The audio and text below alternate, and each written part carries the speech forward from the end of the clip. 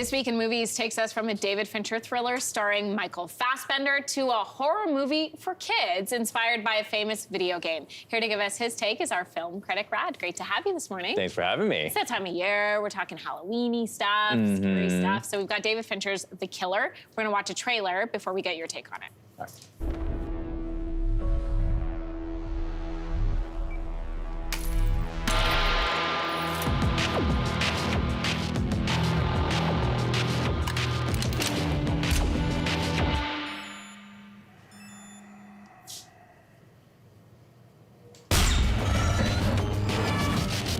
Okay, so I love yoga, and if you had asked me if yoga was gonna prep me to be a great assassin, I probably would have said no, but it feels like this was great training. The yoga is great training for this job. I did not, that was not the takeaway that I came away from this movie with, okay? Okay. So what was your take? Well, look, I mean, this movie is essentially, like imagine if John Wick was actually about the soulless labor of killing people and actually meditated about that. Like, that's what this movie is, right? And, like we mentioned, David Fincher, this is the director of Zodiac and Gone Girl. Like, it's, basically some of the best movies of the last decade, and he is working in low-key brilliant mode here, right? Because on the one hand, this is a fun, it's a comedy, first of all, it's a dark comedy, it's a fun comedic thriller about a hitman out for revenge against the people who kind of betrayed him. But on the other hand, it's also a movie about labor in the era of WeWork, in the era of Amazon package deliveries, in the era of like Uber Eats deliveries and stuff. It's about how we are fading more and more into anonymity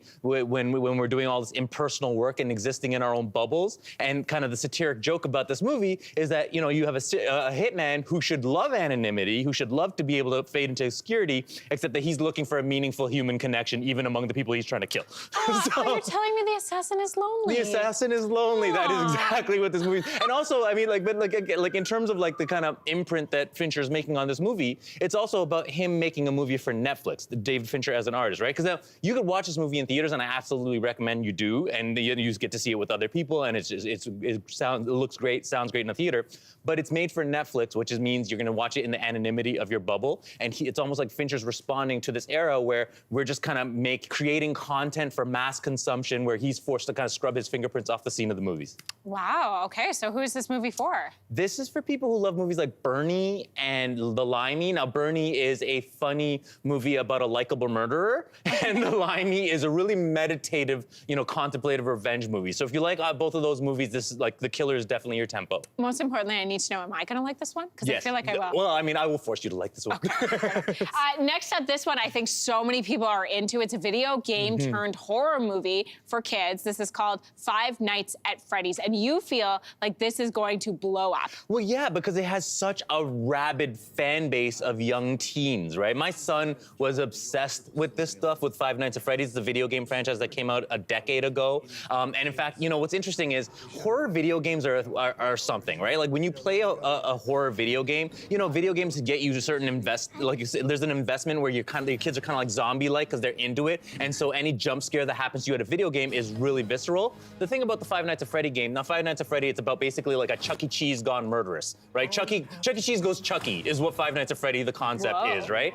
The thing is, that's not as scary in a live action movie when you have a giant teddy bear trying to kill you. It's a little more goofy and funny. So this can't quite recreate the thrills that the kids had in the video games, but that doesn't seem to matter for this movie because this movie doesn't really seem out to kill you. Out to kill you, out to scare you. It is a PG-13 rated, PG-13 in the US, the movie for kids where they could go in, it is more like fan service. Like they're basically like packing in all the lore from 10 years of video games into this movie, not to tell a coherent story, not to really thrill you, but just so the kids in the audience can recognize every little detail they remember from the video games and hoot and holler at it. We're gonna have a gentle Minions craze for this movie at theaters. Okay, so they're obviously gonna love it. Who else is this movie for? I mean, again, it's gonna be kind of their market. The Detective Pikachu and Mortal Kombat fans, the ones who just wanted to see their favorite video games adapted to the screen and not much else, yeah. Okay, well, I also kind of like Detective Pikachu. So there you go. There you went. We got like 30 seconds for Freelance, our last movie. Okay, so Freelance, remember like kind of the off-the-rack action movies that Stallone and Schwarzenegger used to make, where they go off into the jungle and fight gorillas? It's kind of the same kind of movie, but with John Cena, Alison Brie making a little bit more likable. Look, really bad action. the thing I did, so it's a really bland, like the action's bland. What I kind of liked is some of the sentiments here, where this movie kind of packs in these sentiments about the fading, how we diminish journalism and how we need journalism in an era where corporations are twisting geopolitics. So I wish those messages came in a better package. Okay, who's this for? I mean, this is for people who like movies like Shotgun Wedding and Kandahar, which kind of gave you like the thrills of old, but not so nice. Okay, well, there you go. Lots of options today. Rod, thanks for coming in. Thanks for having me. Hey, thanks for watching. If you liked this, be sure to subscribe here, or you can check out more Your Morning videos right here.